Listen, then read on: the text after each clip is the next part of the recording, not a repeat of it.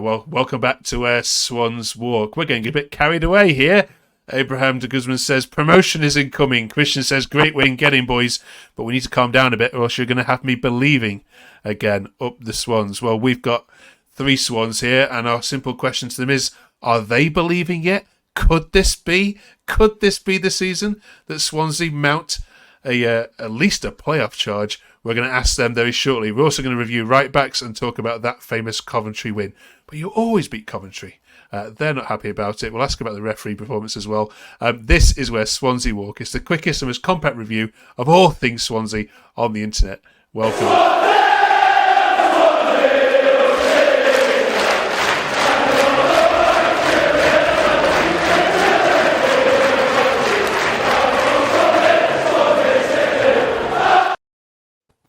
Oh, those early season blues have definitely faded away. 2 wins on the bounce. Very happy Swans. Welcome back, James. Welcome back, Hugh. And welcome back, Rich, to Where Swans Walk. Rich, can we start with you this week? These performances are getting better, aren't they? Yeah, well, surprisingly, we're particularly good at the back this season. I don't know where that's come from, but William's been an offensive coach, and yeah, Cabango and Darling been fantastic, and Vigoro in goals. I've got to say, we had our doubts. We've said, but we mentioned last week how well he started, but another splendid game again. And I think it shows if you have a consistent back four regularly playing with a keeper there as well. It does make a massive difference. And then we haven't been great in front of goal, but you don't need to score that many goals if you're keeping clean sheets. Absolutely. Hugh, who impressed you the most? That's not easy to say. It's the same player every week at the moment. It's Franco.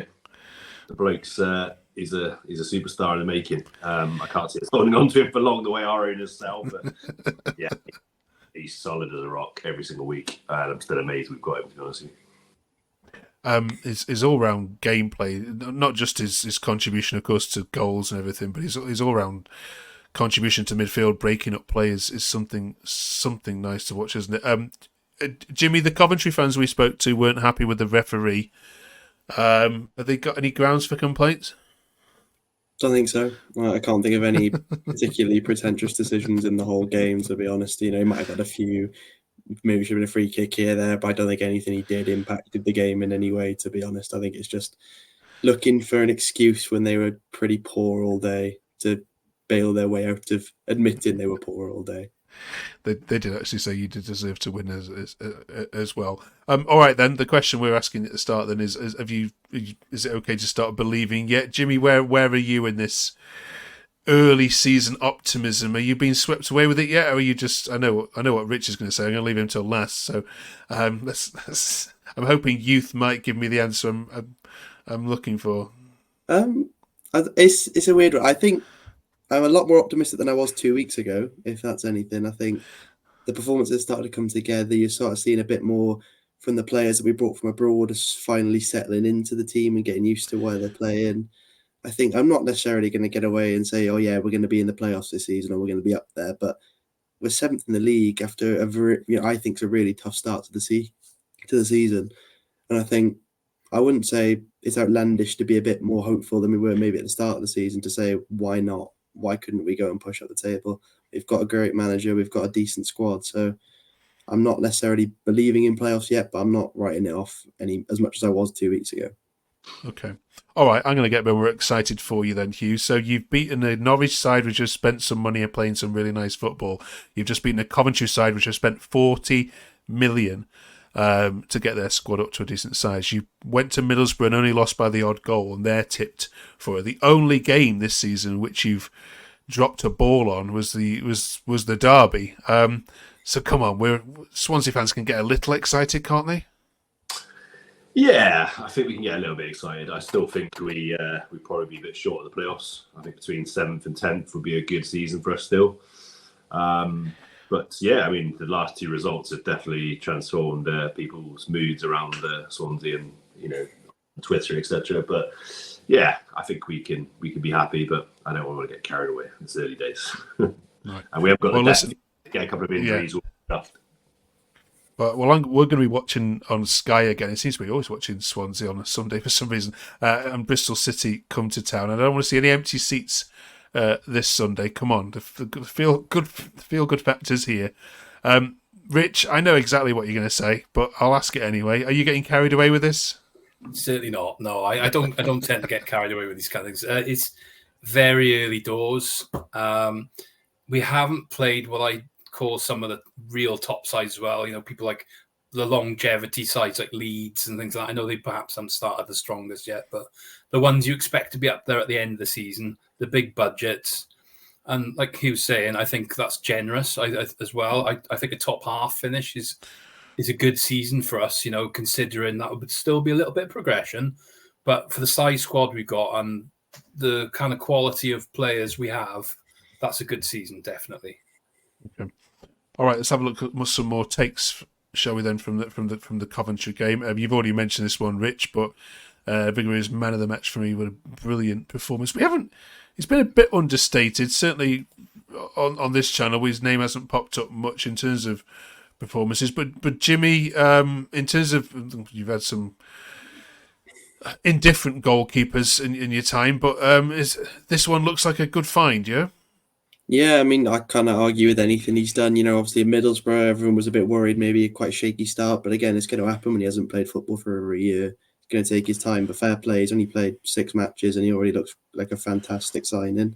I think you've got to, keep in such a hard position to find quality in nowadays, because there's not many out there that are, 1, good enough and 2, available.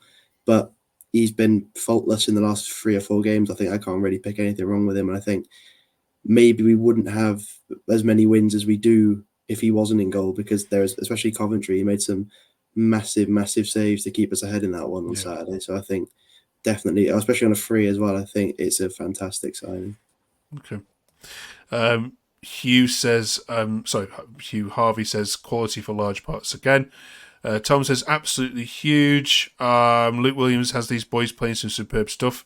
And James says, he keeps popping up on here, but this is the most impressive win of the season so far, perhaps ever since Luke came in.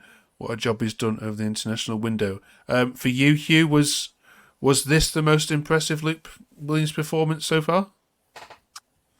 Yeah, I think it's up there with the Norwich one. Obviously, the Preston one, we scored 3 goals and probably should have scored more, but Preston looked really, really poor. Whereas Norwich and Coventry are decent sides that will be thereabouts this season in the playoffs. So, yeah, I think it's probably up there. We've defended really, really well, like Richard said earlier on. We've been solid at the back the last couple of games, which is a nice thing to see. Yeah, I think overall it's been a pretty good couple of weeks. Okay. Rich, there was a photo posted, I think, from the official Swansea site, which people then clamoured on very quickly to say, just Tom coming out saying, just remember that actually all 3 of these are out of contract at the end of the season. By the way, I think James mentioned it, who's not here tonight, but mentioned it last week about contracts. I mean, there's not going to be anything changed on that, is it? But it doesn't seem to be affecting the players at all, the fact that so many of them are come this summer are not going to be here. Well, I think the club's policy on the contracts is well documented, that we sort of touched on it last week a bit, and they need to get a cracking on with that. And I think the Williams stressed sort of in his pre-match last week that they are looking to get started on discussions. But, you can see some of the new players coming in now, 3 and 4 years signing contracts. So that's what we want to see. Less than this 2.5 years and then running down to the final year, and then there's no security, there's no cash coming in. It just doesn't work, it's not a good model. So, yeah, we'd like to see progress as fans completely. Okay.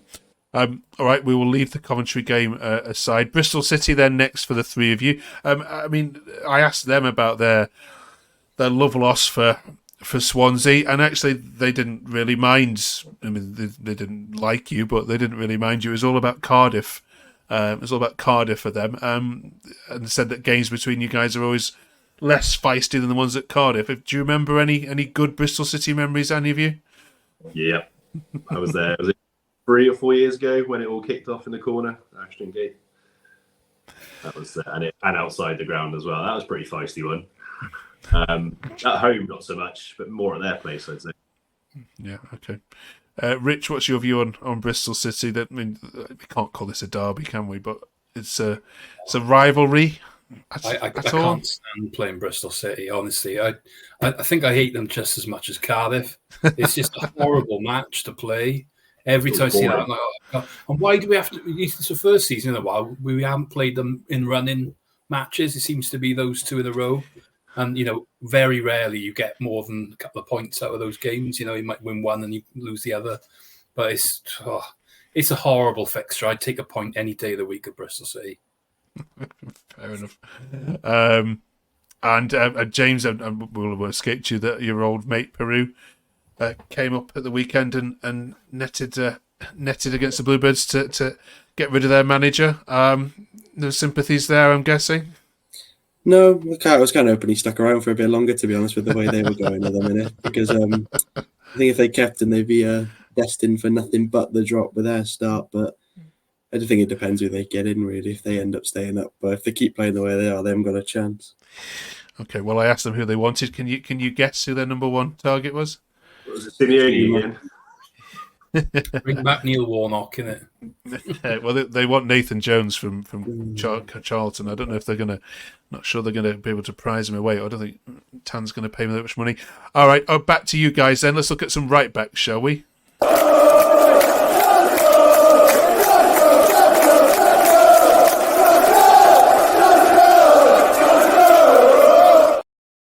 All right, we've done nearly every position now in terms of across the back. So this is our last one. We've done goalkeepers, we've done left backs last week, we've done centre backs. So let's finish it off. This is what transfermarket.com say. I know many of these won't be in the right back position at all this season. But Rich, in terms of strength and depth, where do you think Swans are with this particular position? I don't think we've got strength and depth, put it that way. It's Josh Key, and then Norton to fill in, really. No, that's it, really. I'm afraid the rest aren't really right backs. So, yeah, it's fullbacks our position, really, where I think Williams would have liked to have had an extra body in, but he didn't in the window. So it's keeping Josh Key fit till January, then seeing what he can actually add to the squad then. But it's going to be a loan, whatever happens. I don't think he'll be a position that'll be spent on. But Josh Key is a fantastic player to have as a starter, though. It's just, you got to underline that fact, though. Yeah, absolutely. I mean, I'm old-fashioned. I think, if you're a footballer, everyone should be able to play right back. I think maybe the modern game's changed a little bit, but you ain't got the pace to play right back if you're a centre half. No chance. Hugh, then let's come to you. In terms of, we've now done all the defensive positions for Swansea, so we're asking you for a grade out of 10. On paper, ignore the results you've had so far. How strong are the Swans as a defensive unit now, including goalkeepers, including the players that don't get regular starts? Where are Swans at? And is it stronger than last season? I think we've got probably less depth from last season. In terms of strength, I mean, on the performances of Kabanga and Darlin in the last sort of 2 or 3 games, they've been superb. So I'd probably say 6.5, 7 out of 10, just because we need a bit more depth. Because if one of them get injured, we're stuffed. Okay. I'd say, probably, to be honest. But the way that partnership's building, I think we could do quite well. But 6.5, 7 if I'm being generous. Fair dues. Jimmy, same question. Yeah, I'd probably go with about 7. I think it's a good group of players. I think they look like a better unit than what we had last season. But I agree at the same time, there's obviously less players. Losing the likes of Nathan Wood in the summer didn't help that. But I think we got Abby in there. He looked a bit shaky in the one game he did play, but it's an option for when we have to rotate, because we're going to have to at some point. I very much doubt Kabanga and Darlin are going to play 46 out of 46 matches as a partnership. But I think, as I said, the way we've been playing, you can't really argue it because they've all been fantastic. I can't really pick a fault in anyone who's played in defence, including when Norton's come in, when he dropped time and he was excellent. And so I think, although be it we haven't got much depth, I think the strength is definitely better than last season. Okay. Rich, do you agree with that? Yeah, I think the belief's there a bit more as well. I think they're playing together and they really do seem to like the way they play, the way they set up, and they're totally behind Luke Williams and the way we're going forward. So Depth-wise, yeah, we're going to need something. But yeah, as it stands, the 11 are great. Okay. All right, then. Thank you very much for that. In our final slot, we're going to find out a little bit more about each of you each week and your affinity to the Swans. So, James and Hugh, if you'll just disappear for a second, don't go too far. We're going to put Rich under the spotlight, if that's okay. As you are the longest serving member of this particular production. We're going to have some nice cheesy background music as well. What should we have? Let's have some. There we go. We'll have a bit of that. All right, Rich, tell us about your first ever Swansea match. How old were you? Who was it against? What was the score? Oh, blimey. Right, we're going back to, I was about 12 years old. Steve Torpey scored. It was Scunthorpe. It was in the late 90s. We won 1-0. I really loved him from that. And fantastic. Really rubbish football in the veg. Brilliant. Good times with my dad, my friends, like a couple of youngsters there with us. But yeah, didn't know much about it before that, but it was fantastic times. Brilliant. Who's your favourite player growing up? Growing up, oh God, Trundle probably. That was a bit later, but I liked Julian Allsop for a bit, for some sort of cult hero. Matthew Bound, big centre half, used to play around there. But yeah, as you kind of looking for more of the flair players, then you used to have sort of players like Stuart Roberts, fast winger, good, yeah. But yeah. All right, brilliant. Tell us briefly about your match day routine. Right, well, it's changed across the years. I used to be a season ticket holder, so I was down on, first of all, down the North Bank. So then you'd come in on a Saturday, you'd be with all the boys and just kind of watch the games together, and just kind of packed and just great atmosphere after a night out the night before. So as I got older, then obviously I'm a pundit these days now, so I go to the game and I cover the match for newspaper. And come in about 12, mix with people, and then up I go up to the gantry then and watch a game. It's fantastic stuff, get to do what I like. And you might not be able to answer this one, there might be a few answers, but what's your favourite ever Swansea game that will last long in your memory, that you'll never ever forget? There's so many, but it just the first one would definitely be the FA Cup win over West Ham. So the 1-0 Martin Thomas screamer from range, I was so young then, and just to see a Premier League side and to beat them, and it was so special. You'd watch Match of the Day and things like that. It was just unbelievable. And then it's the James Thomas hat-trick in the 4-2 Hull when we stayed up. You can look into all the games more recent times and the success we've had, but those two were so important for the club back in the day. And those Vetch days, you will never beat them. You won't. The stadium's just so good. Fair enough. Cheers, Rich, for indulging us in that. It's a nice to get to know what's made you a Swansea. If Swansea didn't, if Swansea didn't exist, who would you have supported? Do you think as a boy? Would you wouldn't have been that a lot? Would you? You don't know, really, do you? Let's be fair. I can't imagine me really supporting anybody else. It's really strange. Fair enough. All right, James and Hugh, you won't escape that. We'll be doing that with you over the coming weeks as well, finding a little bit more about what's made you as one. Thank you very much, Rich. Thank you for tuning in, all of you. We'll catch you on the other side of the Bristol City game, which is live on Sky this Sunday. Is it 3:00? Is it? Have I got that right? Yeah.